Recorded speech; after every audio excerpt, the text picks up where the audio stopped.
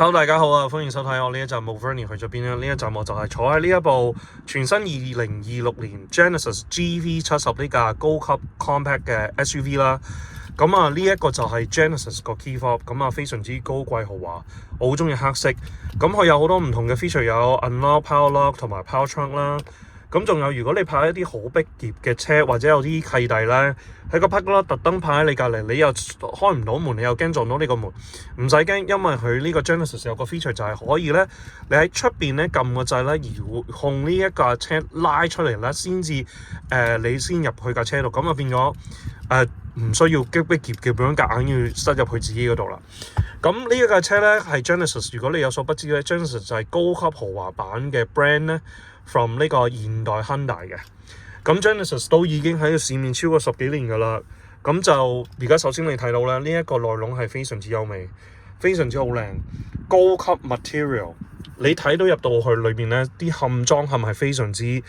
係完美無瑕，同埋好 attention to detail。Alcantara 呢啲 pillar，Alcantara 呢個 roof，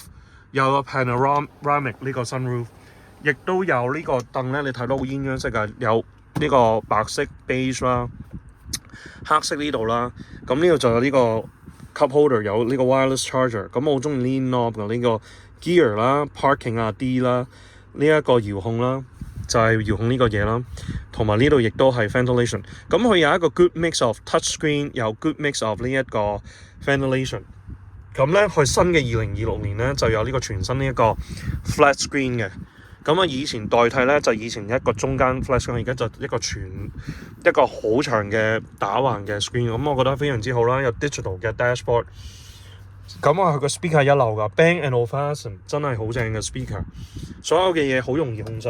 好舒服。咁我講真咧，夜晚咧真係好靚喎呢個車，紅色真係好似環立體聲音睇緊嘅 concert 又有啲 light 咁樣。咁呢架車咧非常之寧靜。咁點解我話呢架車物超所值咧？難怪點解呢架 GV70 係 Genesis 嘅最銷售非常好啦，因為你6萬 MSRP 加幣，你已經有一部豪華嘅 compact SUV luxury。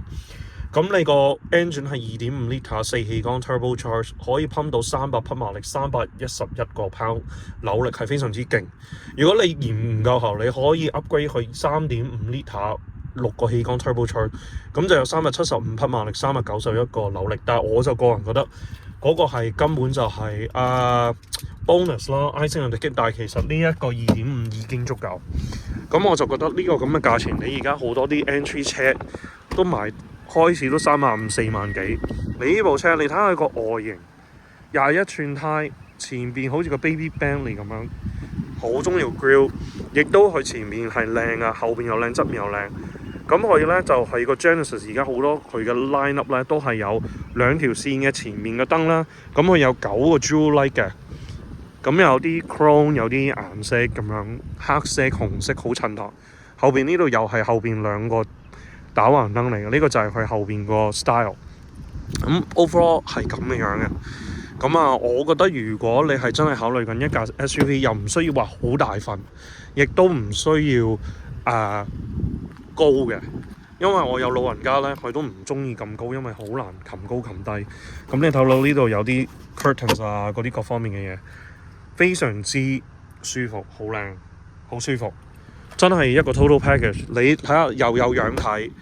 又有餡個 engine bay， 跟住全部裏邊係咁多架車咧，個音係一流，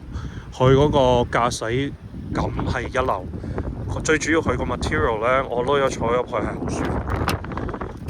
所以特別鳴謝 Genesis 加拿大俾我哋去試呢架車1個禮拜啦。咁但係 at the same time， 如果你真係考慮緊一部高級嘅 SUV， 不妨考慮 GV70。